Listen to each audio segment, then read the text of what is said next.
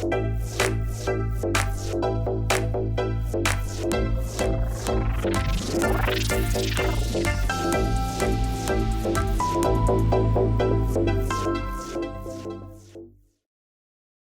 tenemos que empezar a hablar de las proteínas en sí, antes de ir de lleno a la charla. Así que, bueno, nos vamos a remontar a la época de la mitología griega, donde se reconoce un dios llamado Proteo, que tiene la capacidad de adoptar distintas formas según la actividad que tuviera que realizar. También es un dios en el cual se basó la editorial Marvel para crear a uno de los mutantes más poderosos de su universo, que se llama casualmente Proteus. También hay una enciclopedia científica mexicana, que el personaje principal se llama Proteo, que es un androide capaz de transformarse en cualquier forma y que está dotado del poder que tenían los antiguos griegos que le atribuían al dios Proteo de la mitología. Bueno, algo un poquito más terrenal o virtual, en el campo de la electrónica, que hay un programa llamado Proteus Design Suite, que es un simulador de circuitos electrónicos.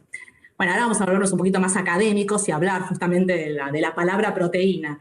Y la palabra proteína fue propuesta en el año 1838 por un químico sueco, Berzelius, y a partir de esa fecha los investigadores fueron revelando que las proteínas poseían múltiples formas y funciones distintas, igual que Proteo, y que también participan y cumplen sus funciones en todos los procesos metabólicos de las células. Y recordar que la palabra protas en griego significa primario o de gran importancia. Las proteínas tienen múltiples maneras de clasificarse y una de las clasificaciones tiene que ver con su forma, con su estructura, con la composición química que contengan y con el contenido de aminoácidos. Y hay que tener presente que la estructura de las proteínas influye en la función que cumplen adentro de la célula y también en la capacidad funcional o tecnofuncional que tiene que ver con el comportamiento físico-químico que posee la proteína cuando es utilizada fuera de la célula. O sea, dentro de la célula tenemos una estructura de la proteína que cumple una determinada función metabólica. Y fuera de la célula, por ejemplo, cuando es utilizada en el desarrollo de un producto alimentario. Ahí sí vamos a requerir que cumpla una determinada función en esa matriz agroalimentaria, ¿no? Bueno, con esto que estamos diciendo, que las proteínas no solamente tienen una importancia nutricional, que está dada por el perfil de aminoácidos o la proporción de aminoácidos esenciales, o por la capacidad que tenga de unirse a iones o cumplir una determinada función metabólica, sino también son importantes porque tienen un valor tecnológico muy importante, debido justamente a esas características funcionales que las hacen útiles para la elaboración de alimentos. Un ejemplo de esto son las propiedades de proteínas que tienen capacidad espesante o gelificante, o capacidad para formar emulsiones, espumas, e incluso una capacidad atribuible a todas las proteínas que tienen una buena propiedad de retener agua e incluso de absorber grasas. Bueno, habiendo introducido ahora lo cual es el origen etimológico de la proteína y hablamos de la relación estructura-función, es importante conocer cuáles son las fuentes naturales de proteínas. Las proteínas están presentes en todos los organismos vivos y tienen un papel clave en muchos procesos biológicos, como la señalización celular, la adhesión celular, la respuesta inmune, pero también cumplen esas funciones estructurales y mecánicas, por ejemplo, en el tejido muscular, el tejido conectivo, o en las plantas, las paredes celulares. Bueno, y se reconoce que las proteínas representan una valiosa fuente renovable. Y hay un número de proteínas que son procesadas a escala industrial para aplicaciones en un gran abanico de campos, como no solamente la alimentación, sino también la cosmética, la farmacéutica, incluso la medicina, utilizada para adhesivos, para envases, para recubrimientos. Bueno, en esta oportunidad nos vamos a quedar con las proteínas que tengan una importancia desde el punto de vista del uso alimentario, pero sepamos que hay una gran aplicación. Las fuentes más comunes, o las que encontramos en la naturaleza, en cuanto a las proteínas alimentarias, las animales son sin duda las más conocidas, las más estudiadas, de músculo, de sangre, o de tejido conectivo, de leche, de huevo. Son las más conocidas porque son justamente parte del cuerpo humano, ¿no? Bueno, pero no son las únicas fuentes, también encontramos algas verdes, algas azul verdosas. Un ejemplo conocido es la espirulina, es una muy buena fuente proteica. También del campo de los microorganismos, hongos, levaduras, las micoproteínas están siendo muy estudiadas últimamente.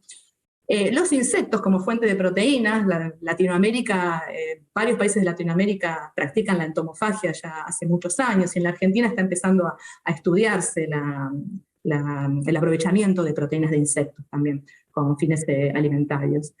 Y bueno, sin lugar a dudas vamos a centrarnos en lo que son las fuentes de proteínas de matrices vegetales, como cereales, trigo, maíz, avena, arroz, legumbres,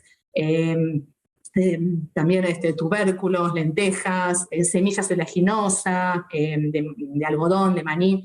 Hay una gran diversidad.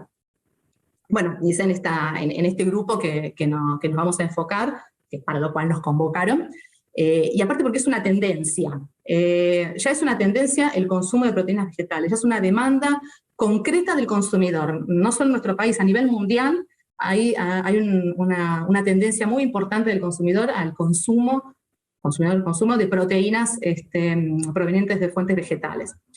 Y a medida que más personas están demandando estas proteínas alternativas, los investigadores y la industria están haciendo un esfuerzo importante para poder proporcionarlas y de manera sostenible. Entonces están desarrollando métodos de procesamiento para justamente obtener concentrados de proteínas con propiedades tecnofuncionales, o que tengan una funcionalidad tecnológica a la hora de la aplicación en la industria. Ahora, también existen riesgos en cuanto a la utilización, que son algunos poco conocidos, como son los riesgos microbiológicos o alergénicos. En el caso de las reacciones alérgicas, se sabe que hay una parte específica de la proteína que se llama epitope, que es la que contribuye con el inicio de una reacción alérgica. Entonces, en este sentido, se recurre a la aplicación de diferentes métodos de procesamiento de alimentos que tengan un potencial de alterar esa porción de la proteína, ese epitope, de manera de hacerlo afuncional, o sea, de manera de que no produzca una reacción alérgica. Hay estrategias tecnológicas para el uso de enzimas también, para modificar y estudiar la funcionalidad tecnológica de las proteínas en distintas condiciones. Y de esa manera poder, digamos, mejorar la función biológica o la función tecnológica. No solamente pensemos en una función tecnológica desde el punto de vista de la aplicación en un alimento, pensemos también de la función biológica dentro de ese alimento que se va a consumir en cuanto a ser ingredientes promotores de la salud, ¿no? Para mejorar la calidad de las proteínas se están realizando investigaciones en cuanto a la digestibilidad de las mismas, los métodos para evaluar la digestibilidad, los factores que influyen en la digestibilidad de las proteínas, las tecnologías de procesamiento que mejoren esa digestibilidad de las proteínas, y todo eso es importante para diseñar alimentos lo más saludable en base a proteínas que le llamamos proteínas hechas a medida o tailor-made, que son con características especiales para la aplicación que yo necesito en la industria. Las propiedades estructurales y funcionales inherentes a las proteínas alimentarias se están estudiando últimamente también en la aplicación del campo de la nanotecnología.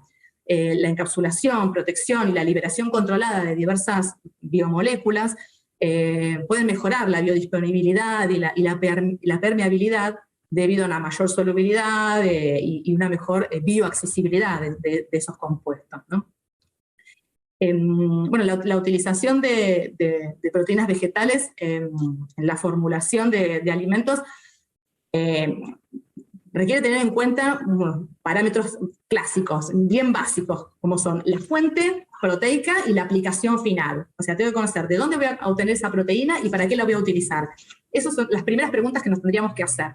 Pero para ello tenemos que tener en cuenta un montón de consideraciones que tienen que ver con el contenido inicial de proteína que tenga esa matriz vegetal, la calidad de esa proteína, la calidad nutricional, la posibilidad de producir alergias o no, la intolerancia, la percepción del consumidor, que es tan importante porque ya todo esto viene a través de una atracción de una demanda del consumidor, la fuente, bueno, los usos históricos o ancestrales también, si están certificados o no en cuanto a OGM o orgánico, la disponibilidad, la seguridad, aspectos regulatorios que son bastante importantes también para cumplir con nuestro código alimentario, la funcionalidad, tanto nutricional como tecnológica, el costo y los aspectos sensoriales. En este caso de proteínas vegetales hay que tener mucho cuidado y prestar bastante atención en cuanto a los aspectos de aroma o de flavor que puedan llegar a mantener esos extractos proteicos, ¿no? Y siempre pensando en la aplicación posterior que yo esté pensando. Bueno, después tenemos proteínas comerciales que son mezclas complejas, ¿no? O sea, con propiedades que dependen de la fuente del origen y el proceso al cual fueron sometidas. Las fuentes vegetales pueden ser simplemente molidas, entonces tengo un extracto con un menor tamaño de partícula. En este caso podemos llegar a elaborar harinas solo con una molienda y así tener un producto proteico y entre otros tantos componentes que tenga ese extracto, ¿no? Pero por otro lado, puedo hacer una concentración de proteínas de esa harina o un aislado de proteínas, que de alguna manera voy aumentando la concentración de proteínas en el desarrollo de ese proceso. Y de esa manera estoy conduciendo a una mejora en la propiedad o nutricional o tecnológica, o ambas. Y como consecuencia de esto se está iniciando la tendencia a recuperar y a procesar proteínas con ese objeto de obtener ingredientes que sean funcionales y que sean sostenibles también.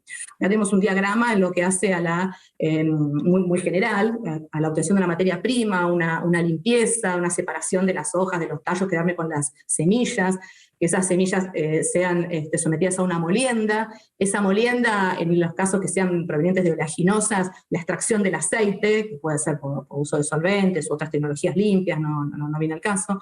Luego de la separación del aceite, ese extracto que sí tiene proteínas, someterlo a una extracción química o biológica, y esa harina, someterla luego también a sucesivos procesos químicos y biológicos conforme a la obtención de concentrados proteicos o aislados proteicos. O si utilizo enzimas, bien digo, llegar a aislados hidrolizados. De esta manera tengo propiedades tecnofuncionales bien diferenciadas y tengo capacidades nutricionales mejoradas.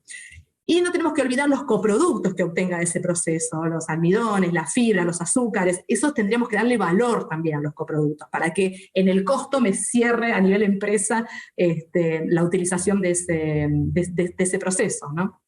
Bueno, hay también un rubro en cuanto a la ingeniería de las proteínas de los coloides funcionales, micro y nanopartículas, hidrogeles, oleogeles, espuma, utilizables para el desarrollo de productos con aplicaciones alimentarias, ¿no? En cuanto a los métodos de extracción, hay muchos métodos de extracción que van variando en función de la fuente proteica, la aplicación, y todos los pasos intermedios que tenga posibilidades de abordar. Hay que tener en cuenta el tipo de proteína que voy a querer recuperar, la propiedad funcional que me interesa para la aplicación en un futuro alimento, las modificaciones que puedan ocurrir en el medio durante el proceso, una desnaturalización proteica, una hidrólisis, una modificación estructural, un entrecruzamiento, o la posibilidad de agregar un grupo funcional para que eso después me mejore la aplicación en el alimento futuro. Y por supuesto el rendimiento. También tengo que ver que tenga una buena concentración de proteínas, una capacidad nutricional y tecnofuncional interesante, y también el rendimiento en cuanto a cantidad de proteína y cantidad inicial de fuente vegetal.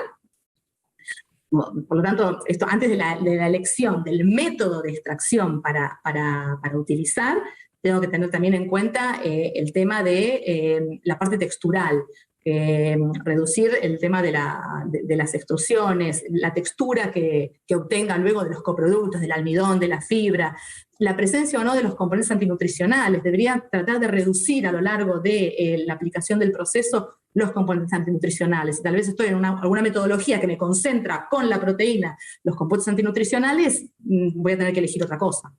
Después, tratar de mejorar la fuerza de gel de la proteína, que haya una menor interrupción dentro de la red de formación de gel, que haya una formulación que sea flexible y versátil, que tenga una buena densidad de nutrientes de la proteína, que tenga una tolerancia digestiva también, que sea fácilmente digerible. Y para eso también, bueno, hay que sortear algunos desafíos que tienen que tener con mantener la funcionalidad a lo largo del proceso. Yo sé que la proteína de tal matriz vegetal tiene una buena propiedad funcional tecnológica para ser aplicada en algún producto alimentario y a lo largo del proceso esa funcionalidad se va perdiendo, bueno, es un desafío, va a ser poner una balanza, ¿no? El proceso, la rigidez del proceso en cuanto a la capacidad funcional. Por supuesto, el costo hay que tener en cuenta y la percepción también, la percepción del consumidor, que justamente, como ya lo dijimos varias veces, el que está demandando este cambio. En cuanto a la funcionalidad, se espera que las proteínas tengan propiedades del tipo de dispersibilidad, que sean solubles, viscosas, capacidad de formar geles, emulsiones, espuma, y tengan buena capacidad también de retener agua o retener aceite en función de lo que vaya a formular después. Y lograr estas propiedades, como decíamos, ¿no? Que se mantengan a lo largo del proceso, va a depender de las distintas variables del proceso, como sea el solvente que utilice para la extracción de las proteínas de esa fuente vegetal, el tipo de solvente, el pH al cual esté, la fuerza iónica, el AW, todos van a ser parámetros que voy a tener que controlar para que la extracción sea eficiente.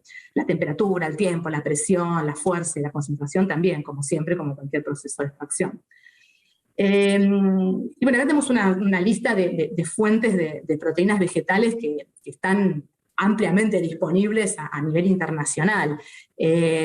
Conocidas muchas, otras no tanto, pero bueno, ¿cuál es la mejor fuente? Tengo que tener en cuenta muchas cosas, o sea, si está disponible, cuál es la propiedad tecnológica, la capacidad nutricional, las aplicaciones que voy a hacer después, la composición que lo acompañe, no solamente pensar en proteínas, pensar en el resto de los nutrientes. Bueno, sin duda la soja, la arveja y el trigo son las que están primeras en la lista porque son consideradas proteínas de referencia. Y después hay otras que, bueno, no es porque sean menos importantes, sino que tal vez porque están menos exploradas o menos disponibles, de otras legumbres, oleaginosas, vegetales, frutas secas, cereales. Entonces, bueno, nos preguntamos otra vez, ¿y cuál es la mejor fuente para obtener proteínas? Y bueno, va a estar determinado por un montón de variables que tienen que ver, como veíamos, con la concentración inicial de proteínas, con la digestibilidad, con el riesgo de producir alergias, con las propiedades sensoriales, las propiedades funcionales, el costo, el volumen, un montón de consideraciones que tengo que poner sobre la mesa a la hora de elegir ese tipo de proteína. Y bueno, y también tenemos capacidad de hacer combinaciones de proteínas, no solamente quedarnos con una proteína aislada de una sola fuente vegetal, ¿no? Rápidamente podemos nombrar a la soja, que bueno, es una de las más conocidas, más estudiadas, y es una de las proteínas estrella por sus propiedades nutricionales y funcionales, ¿no? Tiene un 40% de proteína, producto de soja. La obtención de la harina obtenemos una concentración entre un 50 y 60% de proteína, en un concentrado hasta un 80% y en un aislado hasta un 90%. Pero bueno, tiene una alergenicidad bastante alta, conocida. Y un flavor amargo, flavor a poroto, que se le llama, pero con buenas propiedades tecnológicas de viscosidad, de retener agua, de gelificar, de emulsionar, y una gran variedad de aplicaciones que todos conocemos en cuanto a dressing, bebidas, reemplazos de carne, extensores, muy, muy, muy utilizadas. Las proteínas de arvejas también es muy utilizada, tiene menos concentración de proteínas, tiene una ventaja de que es baja en alergenicidad, que no se utilizan solventes para extraer un aceite porque no es una oleaginosa, que sería el caso de la soja sí. Tienen buenas propiedades de gelificación, emulsionado, espumado y aplicaciones sobre todo en panificados. El trigo también es muy utilizado, tiene menos cantidad de proteínas, pero bueno, también tiene la ventaja de no utilizar solventes para una extracción de aceites, tiene una alergenicidad alta, pertenece al grupo de los grandes 8 que producen alergias, tiene la propiedad de formar masa, que es bastante característica de las proteínas de esta matriz, y ya conocemos que hay un sinnúmero de panificados, incluso también utilizados como extensores. La quinoa está siendo muy utilizada también, si bien tiene una concentración de proteínas baja, la calidad nutricional es muy buena, se utiliza sobre todo para panificados. El arroz también es una buena fuente de proteínas, y como veíamos antes, la combinación de proteínas, ¿no? Acá tenemos una mezcla, por ejemplo, de garbanzo y arroz. Entonces tenemos un aumento de la calidad proteica porque hay una combinación de una leguminosa que es deficiente en cisteína, metionina y tirosina, con un grano que es deficiente en lisina. Entonces tenemos un perfil nutricional mejorado. Por otro lado, una combinación de proteína de arveja con proteína de papa, que tenemos una proteína texturizada con una proteína con capacidad emulsionante. Y bueno, en el caso de soja y trigo, también muy utilizado, que son texturas similares a la carne. Otras fuentes, también tenemos muchísimas otras fuentes, algunas se encuentran en nuestro país y muchas otras no. que están no tan disponibles y son tal vez más costosas, pero bueno, tienen un beneficio interesante que desde el punto de vista nutricional y funcional, y no es para desperdiciarlo, dejarlo de lado, ¿no? Bueno, vamos a ver cómo se puede reducir el costo del proceso, como desde que obtengo la proteína hasta que hago la aplicación. Habría que ver cómo se maneja agronómicamente en los cultivos y la concentración de proteínas, como para mejorar el rendimiento, ver el escalado desde la producción agrícola para después luego hacer la extracción y la aplicación, la valorización de los subproductos, como decíamos, obtenemos también aceites, almidones, fibras y otros extractos, azúcares, también tenemos que darle valor para que nos cierre por todos lados. La cadena de suministros también que esté compartida con la fabricación, el transporte, el escalado, que haya una baja en lo que es la extracción de los costos, de los insumos más bajos, la producción y los rendimientos que sean más altos.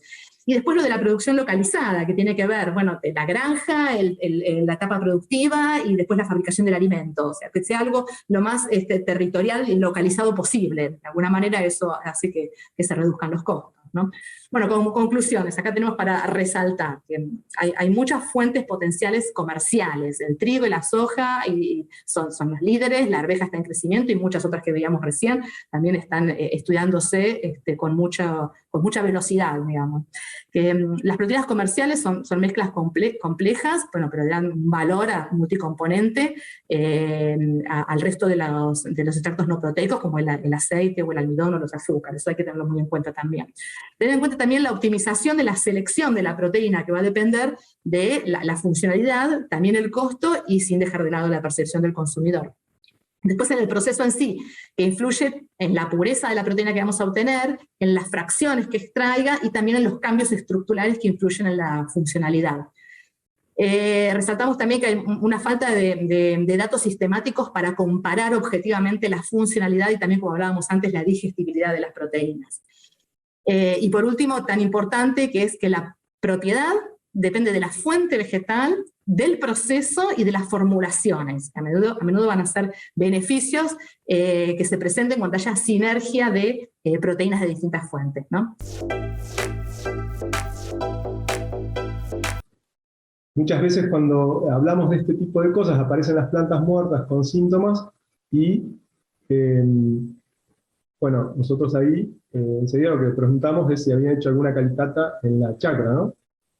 Y lo que veíamos es que no, realmente no se hace. Entonces, la calicata es un pozo, como una fosa que se hace lo más cercano posible a las plantas con daños, de tal modo que uno pueda entrar en ella y hacer un análisis de un estudio, si hay capas compactadas, endurecidas, cómo están las raíces, si están podridas, si tienen buen desarrollo de raíz fina, ese tipo de cosas.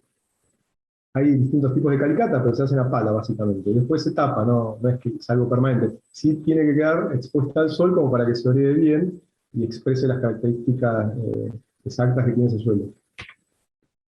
Además, se cuenta con información colgada en la red de INTA. Por ejemplo, está todo el valle mapeado y colgado, y esto es información disponible y gratuita, con las características que tiene cada suelo en relación a retención de agua, textura, porcentaje de acumulación de agua, ese tipo de cosas, que es muy útil a la hora de toma de decisiones, ¿no? Y de plantear o planificar un cultivo a realizar en ese lugar. Lo mismo, ese es un estudio anterior que mencionaba, del 83, de Butter, Casamichela. Hay uno más reciente, que es uno a pedido de Agua y Energía, en el 91 se hizo, y donde se clasificó todo el Alto Valle en función de unidades cartográficas, con todas las características que tiene, origen de ese suelo, y también a nivel de capa freática. Eso está todo disponible en la web de INTA, están los links, cuando quieran buscarlo, los pueden encontrar fácilmente. Bueno, algunas de las cosas que veíamos, por ejemplo, que siempre encontramos en los cuadros, son desniveles que provocan encharcamientos o zonas de sequedad en exceso, ¿no? Hay zonas con capas compactadas, que no permiten que el agua infiltre bien, otras con, digamos, zonas de cauces viejos que tienen mucha presencia de grava o ripio, y que hacen que sean excesivamente drenadas y generan problemas en la planta, luego porque no tiene capacidad de retención hídrica, ¿no? Y después, bueno, deterioros marcados en la infraestructura de riego, por bajo mantenimiento.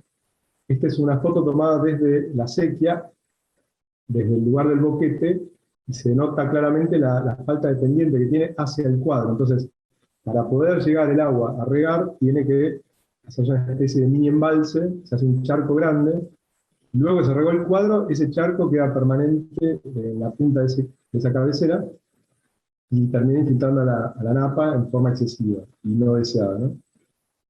Otro ejemplo, lo que decíamos de las compuertas o estructuras de riego, muchas veces se las rebuscan los regadores o las personas que están en la chacra con los materiales que tienen, y no siempre son las ideales, o sea, compuertas improvisadas con maderas, con pedazos de nylon, de plásticos, lo que encuentran, con tapas de chapas, lo que sea, y eso generalmente tiene pérdidas de agua permanente que van a recargar la napa, ¿no? Otro factor importante a tener en cuenta es el momento oportuno de riego. Realmente es cuando la planta y la demanda ambiental lo exige, realmente de mediados de octubre en adelante, cuando hay expansión de hoja, es el momento en que la planta empieza a necesitar más agua. Y cuando el suelo está en escasez de humedad, digamos, cuando empieza a limitar el funcionamiento de la raíz.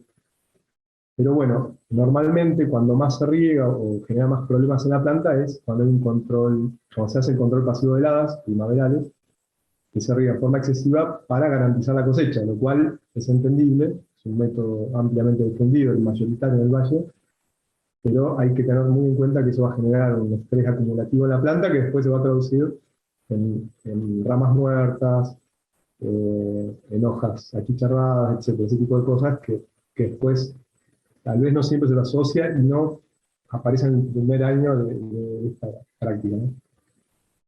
Esto es lo que decíamos, cuando no hay casi hoja, se inunda el cuadro de forma excesiva y bueno, la planta en algún momento se ve resentida en esa asfixia radicular que se produce por exceso de agua.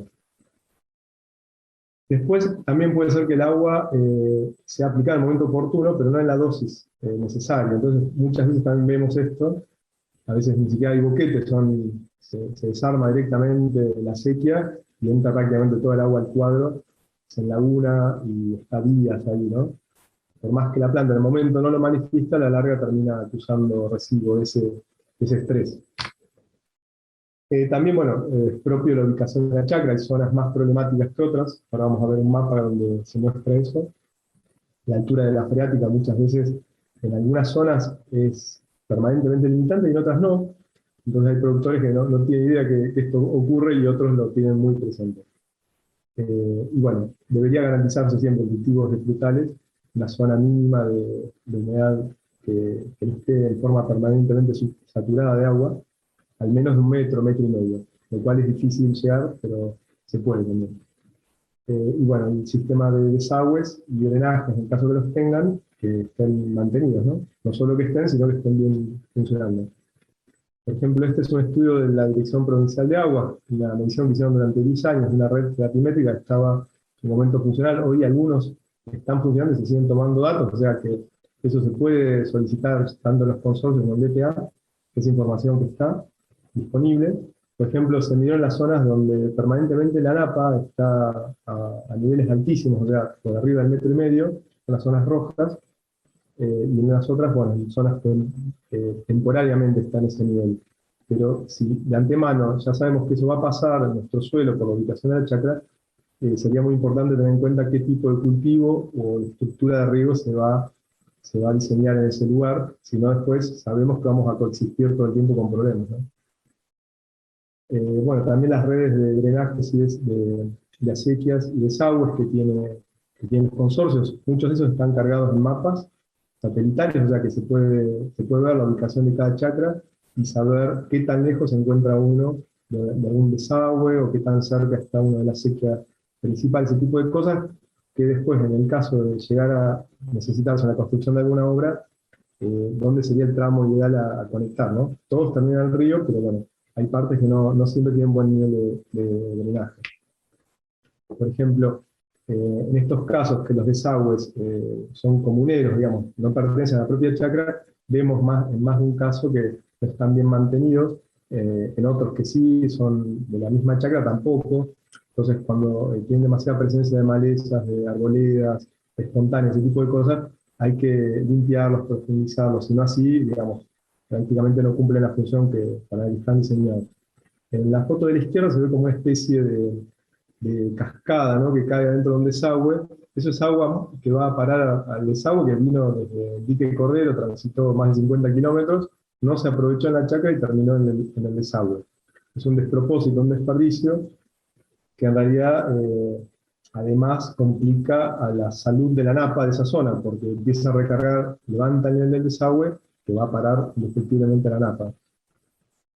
El agua muerta es otro defecto bastante común por la sucesiva limpieza del fondo de las acequias para desmalezar, y como se ve ahí en el dibujo, en el esquema, termina quedando por debajo del nivel del cuadro, ¿no? Que está a la derecha, donde está la planta, y luego para poder ingresar el agua por la compuerta y regarse, hay que llenar mucho esa acequia, y cuando se termina de regar, ese agua muerta queda ahí. Tal vez es una capa de 5 o 6 centímetros, que a la vista no se le presta atención, pero esa lámina permanentemente recarga la napa y le eleva el nivel, ¿no? Que después termina afectando a las plantas. Ahí se ven, por ejemplo, acequias que riegan alamedas, cerca de una acequia secundaria o terciaria, y que permanentemente tiene agua toda la temporada. Eso nos está indicando que la napa la está recargando permanentemente. O algún canal, alguna acequia de un vecino, que es mal deteriorada, no tiene un mantenimiento óptimo, que termina llenando el desagüe del otro vecino que lo armó esperando que no entrara agua a la napa de su chacra, y bueno, con ese nivel de agua es imposible que la napa no se recargue.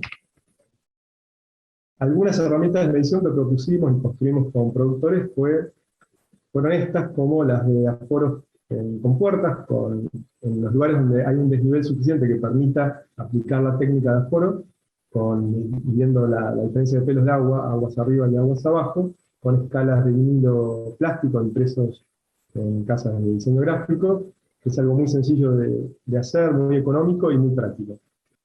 Otro elemento de medición de humedad del suelo, a través de instrumentales como el watermark, tensiómetros, etc., y si no, con el tacto del suelo, a través de una pala o de algún, ¿cómo se llama?, el calador de suelo. Con algún instrumento nos permite sacar una muestra del suelo de una profundidad de 50 a 60 centímetros y evaluar qué tan húmedo está el suelo, a ver si requiere o no de una reposición de agua de riego. Y la instalación de feratímetros es otro elemento que nos ayuda a ver la altura de la napa y su movimiento en ese cuadro, si está en ascenso, si está estática, si está bajando. Estos son los instrumentos que les decía, son de fácil construcción. Las escalas, una van a las más grandes, aguas arriba y aguas abajo de la compuerta, y la otra en la compuerta. Tienen su engorro la instalación porque hay que ponerlas con taladro eléctrico, muchas veces no hay luz en esas zonas, entonces hay que llevar un generador eléctrico, pero no lleva más de media hora a lo sumo. Es un trabajo sencillo, rápido y vale la pena. Y esas escalas duran años, así que vale la pena hacer ese esfuerzo. Después está la foto del watermark con su sensor de yeso, el calador que lo hace un herrero cualquiera, y abajo acostado es un calibre que permite también aforar en caso no tengamos las escalas, para no tener que mojarnos y meternos adentro de la acequia, se puede medir desde afuera. Y después con la cinta métrica tomamos las medidas para hacer la cuenta que nos permite estimar el caudal. Bueno, el tema de la humedad del suelo, que decía el tacto, también es otra manera de medirla. Muchas veces se ve el suelo seco arriba y pareciera que necesita ser repuesto, y hacemos un pozo de 20 centímetros y se ve que está a capacidad de campo, o sea, no hace falta volver a regar, por lo menos por una semana mínimo, y bueno, no siempre ocurre esto, o sea, que hay que prestar atención qué está pasando, además de los primeros centímetros más abajo, ¿no? Donde está la exploración radicular de la planta. Acá están los instrumentos que decíamos, el watermark, que los sensores son fijos de yeso que dan en el cuadro, pero el dispositivo, el monitor de lectura, es móvil, digamos, con eso uno va recorriendo los distintos cuadros de la chacra para ir midiendo. Ese aparato no es tan económico, pero el ingeniero Antonio Requena, ya jubilado, él hizo una correlación con un tester común de casa de electricidad, y funciona bastante bien, digamos, con una escala graduada acondicionada, y, digamos, permite tener un instrumento de lectura económico con los mismos sensores de yeso, ¿no? Bueno, es una alternativa, pero si no, con el pozo y la pala no falla.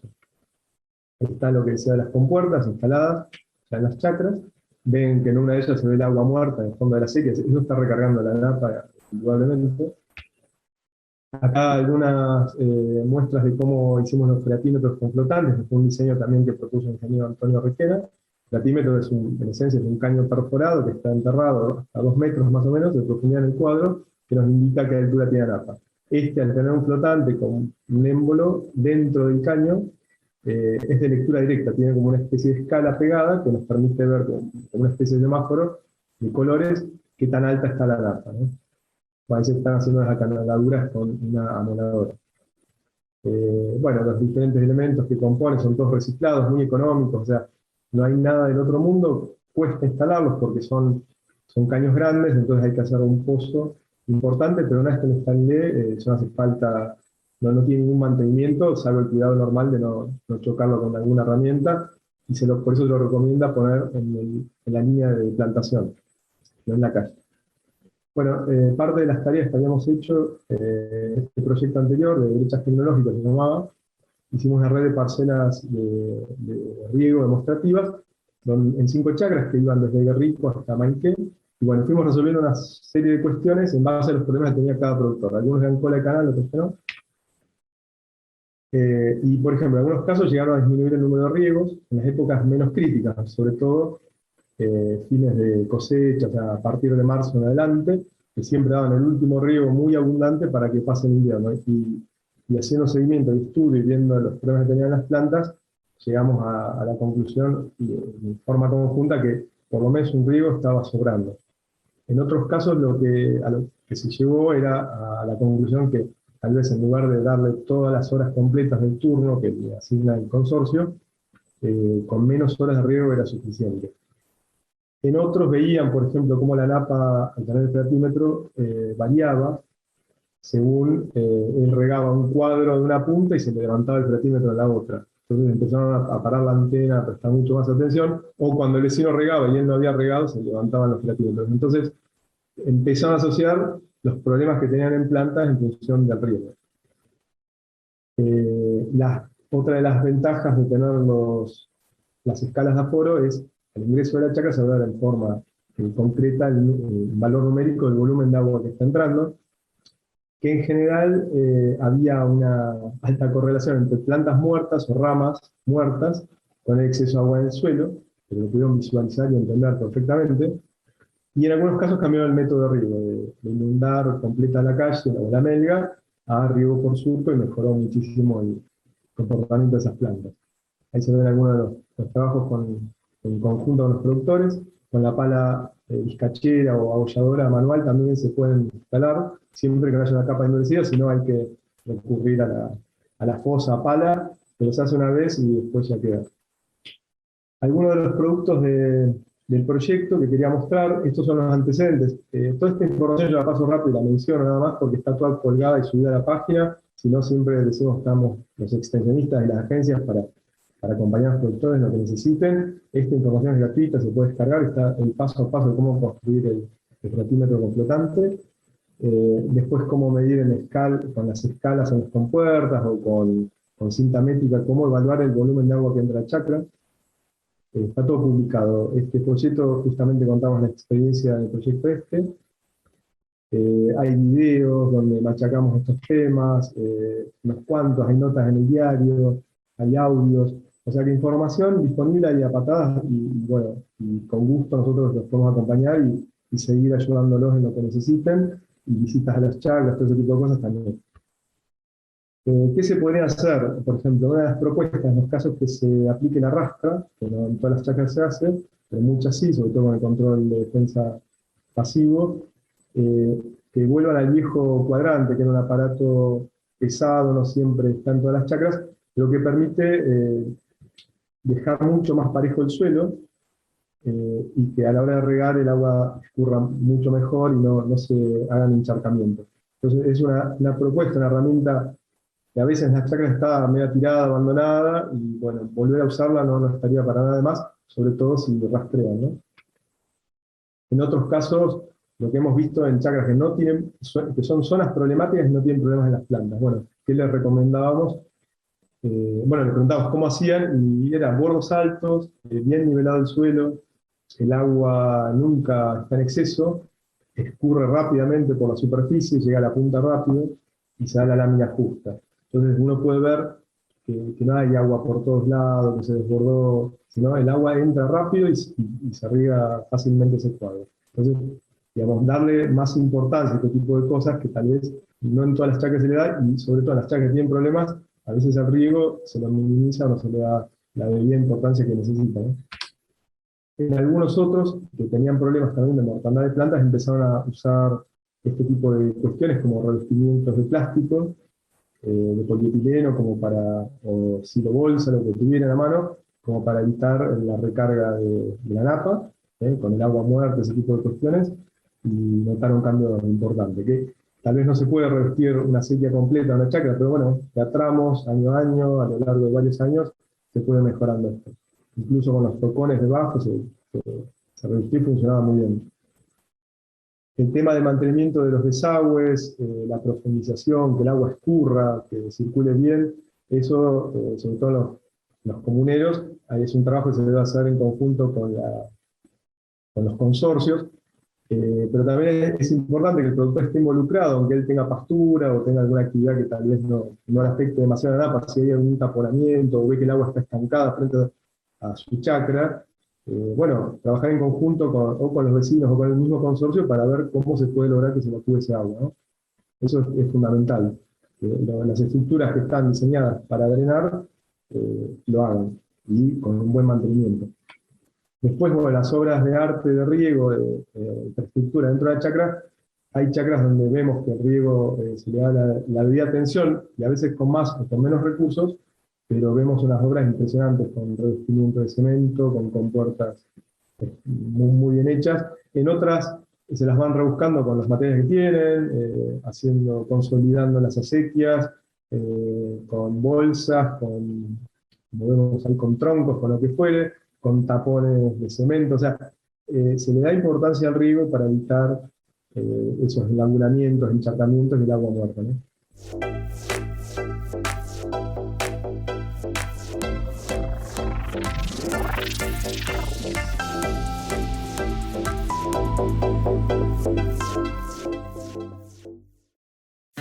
Sabemos muy bien el esfuerzo que hacen miles de argentinos que trabajan e invierten en nuestra tierra. Y queremos estar ahí para acompañar e impulsar su negocio, haciendo que su día a día sea más fácil. Si el campo evoluciona, evolucionamos todos. Galicia, siempre junto al campo. ¿Sabías que la producción ganadera argentina reduce de manera natural la emisión de gases de efecto invernadero? Las praderas y pastizales naturales que alimentan nuestro ganado retienen más carbono en los suelos del que genera el ganado. Compensa así no solo sus propias emisiones, sino también las de otros sectores productivos no rurales. Carne argentina, carne sustentable.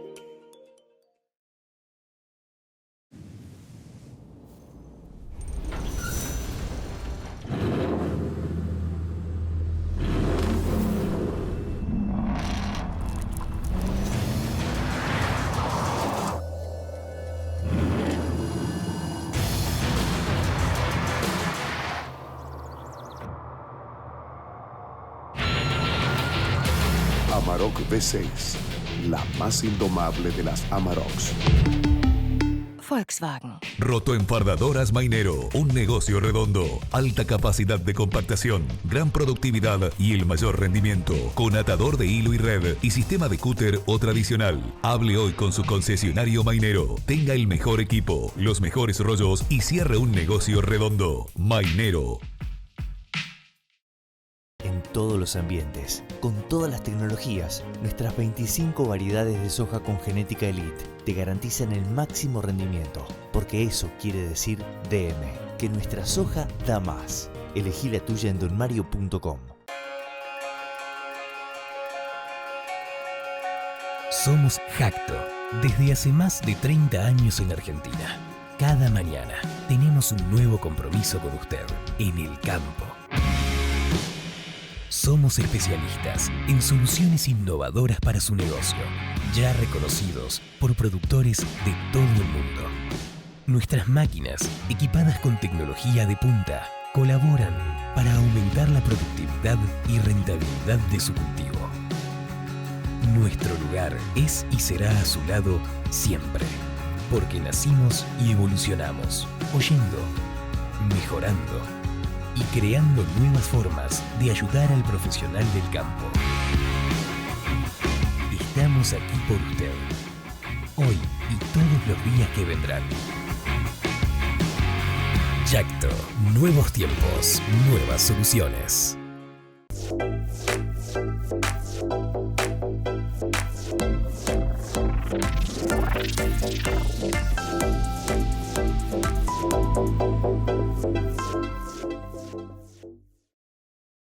Les voy a hablar sobre el tema de lo que es fusariosis de la espiga de trigo, herramientas de manejo disponibles.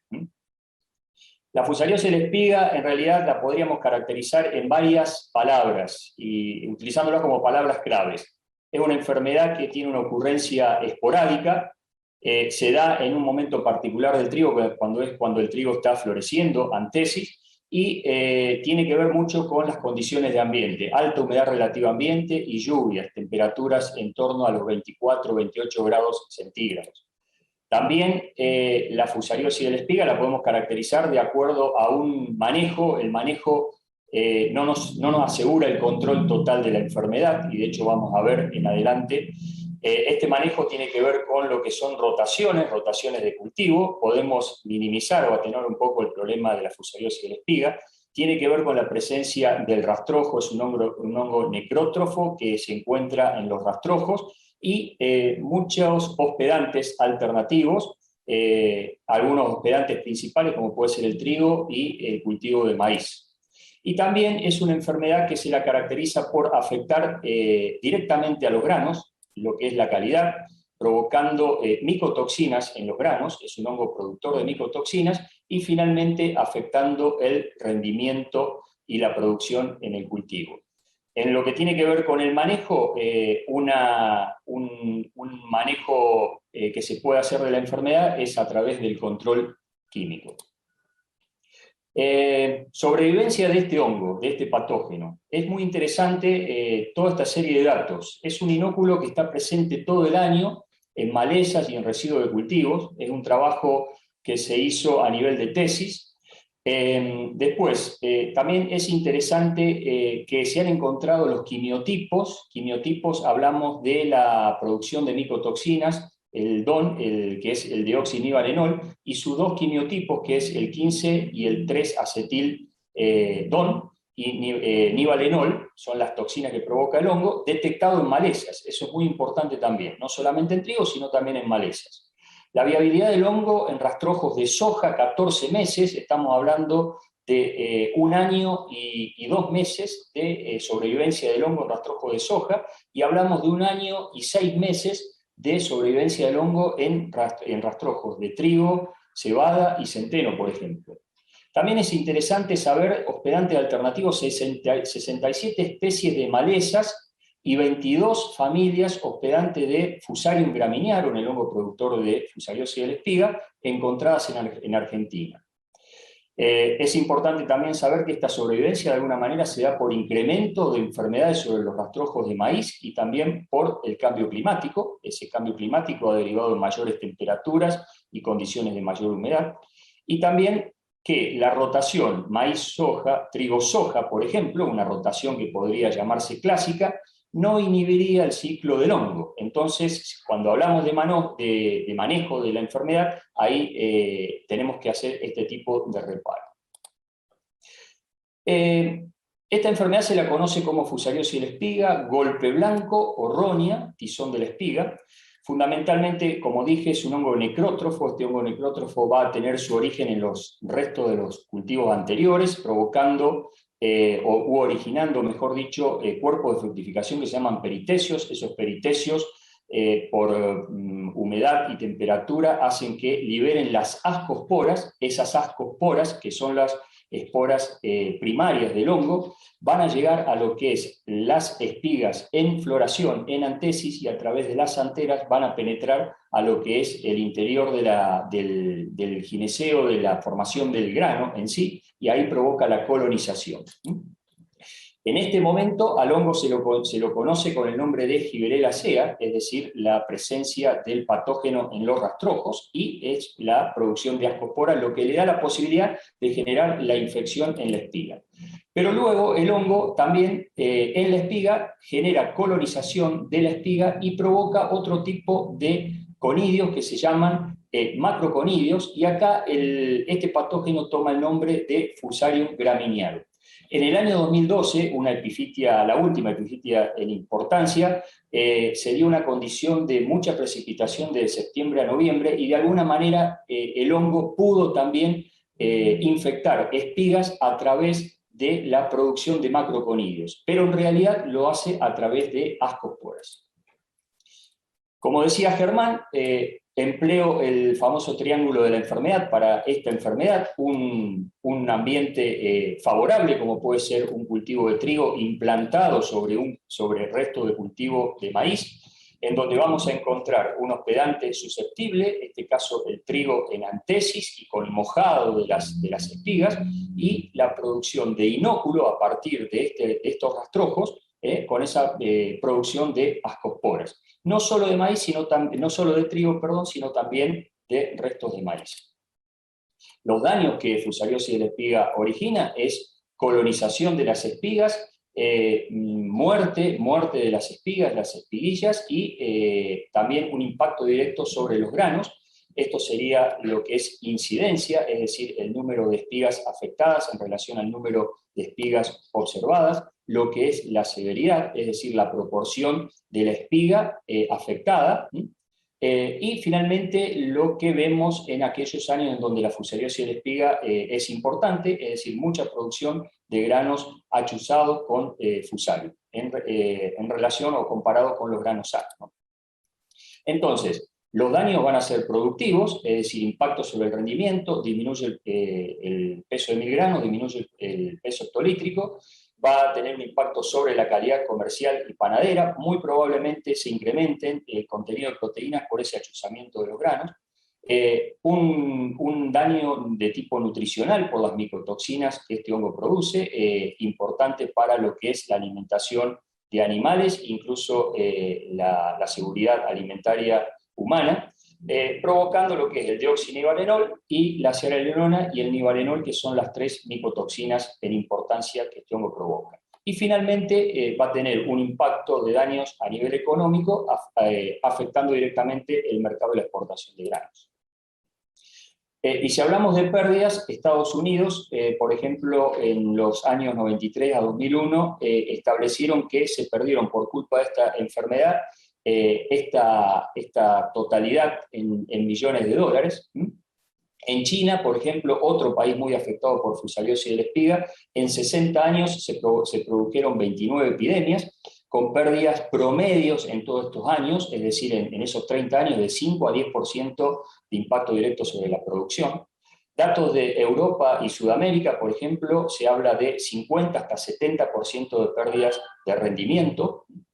En Argentina hubo epidemias muy importantes, en los últimos 70 años fueron alrededor de 17 epidemias, partiendo de los años 45 hasta el año 2001, pérdida de rendimiento de 25% promedio en estos años, lo cual es importante. En Entre Ríos, una provincia muy afectada, que puede verse muy afectada por fusariosis de la espiga, esas pérdidas de rendimiento llegan hasta 60%, ¿no? La última epifitia en importancia fue en el año 2012. Y es interesante esto, por ejemplo, que en el año 93, en donde hubo una epifitia muy importante en Argentina, también se dio en el hemisferio norte, en Estados Unidos y Canadá. Y, por ejemplo, la del año 2012 se dio paralelamente en China y en Argentina. Las pérdidas que se midieron para ese año en Argentina estuvieron en torno al 60%.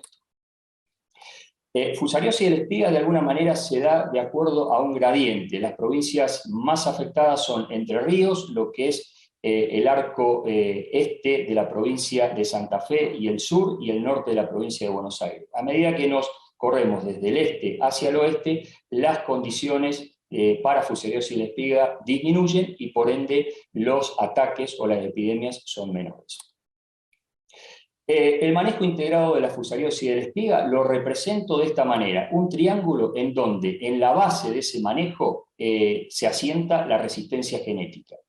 Podemos hacer algo con el control químico, pero no lo vamos a ver, no es completamente eficaz el control químico, y el manejo agronómico quedaría como en el último escalón. Es decir, pero considerando todo lo que es el manejo integrado de la enfermedad, tenemos que considerar manejo, tenemos que considerar control químico y fundamentalmente resistencia genética. Si hablamos de resistencia genética, hay cuatro tipos de resistencia genética y 2 de tolerancia.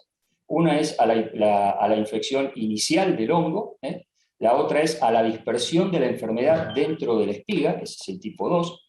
Otra tiene que ver con la acumulación de la toxina, el DON, dióxido de vanenol, y la tercera es a la infección del grano.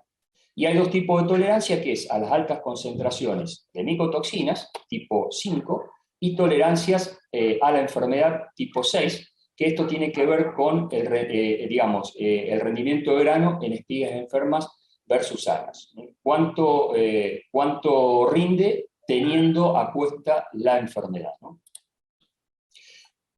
Cuando hablamos de herencia de la resistencia, hablamos para fusariosis de la espiga, hablamos de herencia cuantitativa. Y vamos a encontrar un término muy usual que es hablar de QTLs. No hablamos tanto de genes y sí de QTLs. Esto expresado en inglés, de ahí toma las 3 letras que lo caracterizan o que dicen lo que es. En realidad el QTL es una región del DNA asociado a un particular carácter fenotípico que varía en grado y puede ser atribuido a efectos poligénicos.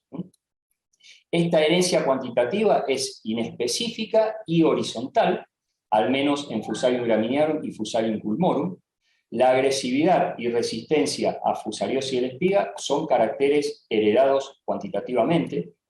Se da o se asienta en poligenes con efectos menores y vulnerables a influencias ambientales. Pocos QTLs mayores y docenas de QTLs menores proveen herencia de resistencia compleja y cuantitativa a la enfermedad.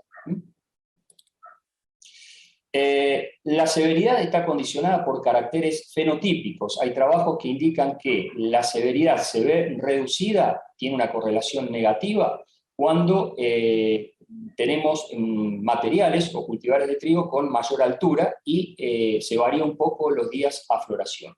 Y esa severidad tiene una correlación positiva en el caso de aquellas variedades que tengan espigas menos compactas, tiene que ver con el momento de espigazón, por ahí se pueden provocar escapes que se llaman, cuando no coincide la antesis con la liberación del hongo y el ambiente favorable, y el grado de destrucción de las anteras. Cuanto más la planta o la espiga queda florecida, corre más riesgo de enfermarse. En lo que tiene que ver con todas estas características fenotípicas, actúan aparentemente genes de altura, genes de crecimiento, floración de espigas, de vernalización y de insensibilidad a fotoperíodo. Dentro de lo que es la herencia cuantitativa de esta enfermedad, se han encontrado de 13 a 22 QTLs que aportan resistencia a fusariosis de la espiga, pero se han estudiado que hay alrededor de 250 QTLs con posibilidades de aportar resistencia genética a la enfermedad. Entre los más usados y conocidos es este que proviene del cultivar, fundamentalmente del cultivar chino Sumai 3. También está este QTL que se está usando en cruzamientos. Fíjense, y este último QTL. Estos están en los brazos cortos de los cromosomas, en lo que es el brazo corto del cromosoma 3, el 5 y el 6. Y hay un último QTL que se está empleando que proviene no de trigo, sino de agropir. Los más efectivos y validados son los que provienen de Sumai 3, esto aporta resistencia de tipo 2, es decir, a la colonización de la espiga, y el QTL denominado de esta manera, en el cromosoma 5, que aporta fundamentalmente resistencia de tipo 1, es decir, a la colonización de la espiga, o a la penetración del hongo en la espiga. Hay cultivares comerciales en China, muchos cultivares comerciales que se han usado como fuente de resistencia, algunos aquí mencionados. En Estados Unidos También hay cultivares que se han empleado en Argentina, el caso de Alsen, por ejemplo. Es interesante el dato que aporta la Universidad de Minnesota, en donde, por ejemplo, ellos tienen un problema grande de fusariosis de la espiga y han logrado un 50% de cultivares y los 2/3 partes de líneas avanzadas que tienen introgresado el gen de SUMAI3. Eso le asegura un buen blindaje frente a la enfermedad. En Argentina tuvimos o tenemos 2 variedades con introgresión del gen de SUMAI3, como es AK303 Plus del criadero AK y la variedad MS INTA 416 del programa de INTA. Las herramientas para mejorar la resistencia genética de fusariosis de la espiga pasan por la selección asistida por marcadores moleculares. Hay trabajos ya de unos cuantos años en donde se ha utilizado este gen de SUMAI3 y la piramidización de losis de resistencia a través de marcadores moleculares, la asistencia de marcadores moleculares, no solo juntando genes de fusariosis de la espiga, sino también otros de Roya, por ejemplo. Marcadores moleculares en asociación con speed breeding, es decir, aceleramiento en los ciclos de producción del cultivo para generar nuevos ciclos o para generar nuevos genotipos en tiempo más corto. Mejoramiento con dobles haploides. Canadá se ha especializado en esta técnica fundamentalmente a fusariosis de la espiga. La selección genómica para resistencia a enfermedades. La transgénesis y la edición génica, que eso aquí en Argentina tengo entendido todavía no se utiliza así a nivel mundial. Y en Marco Juárez, por ejemplo, se ha empleado lo que es mutagénesis aplicado a la búsqueda de resistencia. Avances en fusariosis de la espiga en INTA Castelar. Esto fue una comunicación personal que tuve con Silvina Lewis hace días. Ella me comentó que se está trabajando en trigo candial, con la introgresión de este QTL de resistencia en líneas avanzadas y variedad del programa de mejoramiento de trigo candial, de trigo fideero. Generación de líneas en estadios F8 para evaluarlas en ensayos comparativos de rendimiento y NILS en 4 fondos genéticos distintos, y se está introgresando el gen de fusariosis de la espiga de SUMAI3 en variedad del programa de mejoramiento de trigo candial también. En trigo pan se continúa con la introgresión del QTL de SUMAI3 en germoplasma argentino, se está introgresando el QTL de otra fuente de resistencia que lo aporta el cultivar CATBIR, y se trabaja en mejorar la resolución del mapa en la región que contiene el QTL de CATBIR. Eso es la actualización desde Castelar en el aporte a resistencia a fusariosis de la espiga. Nosotros por nuestra parte, y también lo que se hace en INTA Paraná, contamos con un ambiente de evaluación de resistencia a fusariosis de la espiga, lo hacemos todos los años. Básicamente sembramos variedades, líneas del programa de mejoramiento, y ahí evaluamos resistencia fundamentalmente de tipo 1, aportando humedad al momento de la inoculación y empleando inoculación artificial. El año pasado lo que nos sirvió es para determinar que observamos con severidades menor a 5%, alrededor de un 3 a 4% de variedades de ciclo largo e intermedio, y moderada resistencia, severidad menor a un 25%, en un 6, 43 y 50% de variedades de ciclo largo, intermedio y ciclo corto respectivamente. Esto no solo nos sirve para búsqueda de nuevas fuentes de resistencia, sino también para el conocimiento de los cultivares que están liberados en el mercado. Algunos de los... Sí. Estamos llegando al tiempo. Perfecto. Algunos de los cultivares de ciclo largo con mejor comportamiento son los que enumero en esta tabla, los de ciclo intermedio en esta del medio y los de ciclo corto aquí. Lo que vimos es, comparando con el testigo susceptible en ciclos largos, vemos aquel material, por ejemplo, el SI 109, un material nuevo que tuvo baja incidencia y baja severidad, La variedad de ACA, por ejemplo, 365, tuvo mayor incidencia y una severidad no mayor al 25%, y en los ciclos cortos, por ejemplo, el cultivar ginkgo y Klein Valor tuvieron incidencias y severidades también bajas y con buen comportamiento frente a la enfermedad. Brevemente les comento que en Uruguay se está llevando adelante desde el año 2014 una plataforma de fenotipado de Fusariosis de la espiga, además de Roya y Cimoseptoria tritici.